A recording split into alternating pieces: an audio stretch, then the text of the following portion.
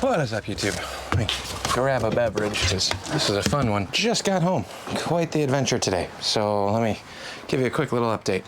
I'm back in the garage now, obviously, but here's where we're at. Cylinders for this are off at the machine shop. He started on these. I told him to do the Evo stuff before he did the iron head stuff because I'm not really in a rush to put that iron head back together. There's a million things to do on that motor, and we're a ways off from anything on that. That's going to be a long run winter project. So I got a couple bike videos that came out right before this. If you're expecting quick results on those, pump the brakes. It's still fall, end of summer, fall. Those are going to be the bigger projects that are going to take me most of the winter, especially that chopper for the iron head chopper. There's a ton of welding, a ton of fab, a ton of stuff that needs to get done. And if I'm trying to do any videos of that bike, it's going to take me way longer to get around to getting done.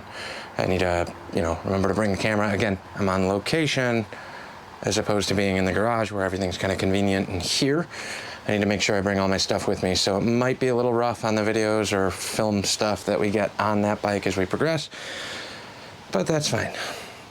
I earned this today. Then I got the truck back in the driveway.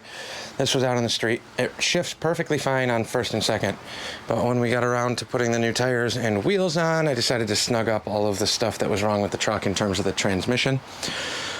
Trans is not in the greatest of shape, but it works. It shifts fine. However, the shifter started getting really loose. So jumped underneath the car, tightened everything up while it was in neutral or in gear. And somehow I think I tweaked something and messed up the shifter alignment because first, second right now, or reverse and first right now, to 3 on the tree that's converted to the floor. So reverse is where first typically is, first is down, second is up and over, third is straight back. 3 on the tree, but it's on the floor. So imagine a 3 on the tree pattern on the floor. That's what the truck currently is. Went through, tightened up the shifter. Feels way better, way more solid, but now it doesn't like going into second and third. So I gotta jump underneath there. If I can bring you guys with, I know the sun's starting to go down now, so don't have all that much time. If I can bring you guys with, I'll show you guys how to adjust that. You basically throw it in neutral, slide a pin through, and then adjust the shifter linkages. I tweaked something, I guarantee it, because that truck shifted perfect prior to me tightening the shifter to improve the situation. Improving made it not that drivable right now. Then we go around to here. I got the Falcon out on the street, parked pretty far. I parked it behind the truck when I pulled in and then just moved the truck over. Took the Falcon to work today. No issues on that. Thing runs like a top. But on my way to work, I'm like, I don't remember the last time I got gas. I don't have a working gas gauge in that car. That's the one. Well, there's probably several things that aren't working, but one of the major things that are on my list of things to do. I pulled everything off. I cleaned all the grounds, hoping that I would get it back because all the other electronics came back once I added grounds or cleaned up terminals. Have not had the fuel gauge work yet. So, ripped that to school, made it back to the shop, no issues.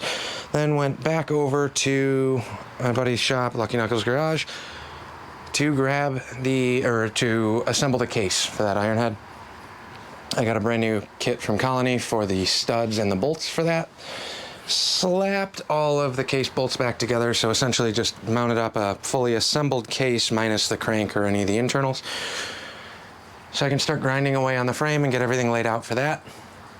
No problems running there. Pulled some timing out of it at the shop because now I'm kind of in the mess around phase. Pulled a little bit of timing. Things running like a top, even with 4 degrees out.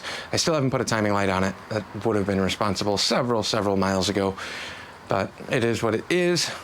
It wasn't backfiring. It wasn't detonating. It was a little rough on that real light throttle where you're kind of feathering. I've also had the same issue if you hook up a vacuum advance to your ported vacuum and it'll sputter a little bit under cruising load. It started doing that, and I don't know if it's the drop in the temperature or the change in the air. It hadn't done that all summer, but it started doing that, so I pulled a couple degrees, drove it over there, no issues. Then driving home to work on some stuff in the garage and get the truck fixed, make the turn, and running perfect, dead. Runs out of gas. I knew as soon as it died, it's a gas thing, it's not getting fuel.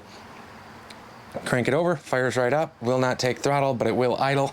So I had enough in the bowls to run it on the idle circuit, not enough to pull any more fuel from the back of the vehicle up to the motor, so ran out of gas. Called Dottie. She's not happy about me asking her to leave the house and come and grab me gas and take a 10-minute drive down the road with a gas can and save me. Out of gas. Random neighborhood in the Falcon. Gas gauge doesn't work. Knew I should have stopped prior.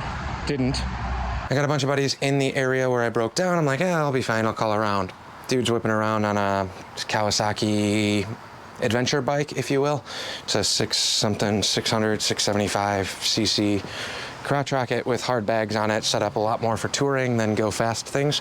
Faith in the kindness of strangers. So some guy stopped by on a enduro all-terrain bike, offered me a ride. He's running back to grab his car. I'm gonna get in the car with the stranger and ride to the gas station, and then come back.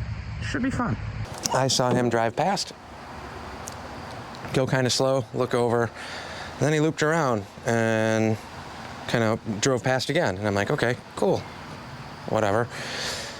Then he pulled into the neighborhood across the street, turned around, jumped the intersection, or jumped the main drag road, came over on the bike, flagged me down, kind of like stopped next to me as I'm standing next to the hood, and asked if I need a hand. I asked him if he lives close, if there's any chance he has a gas can.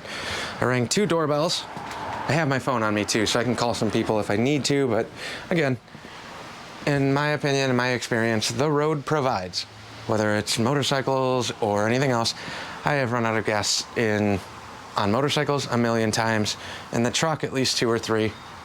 First time in the Falcon, so give myself a pat on the back for that one.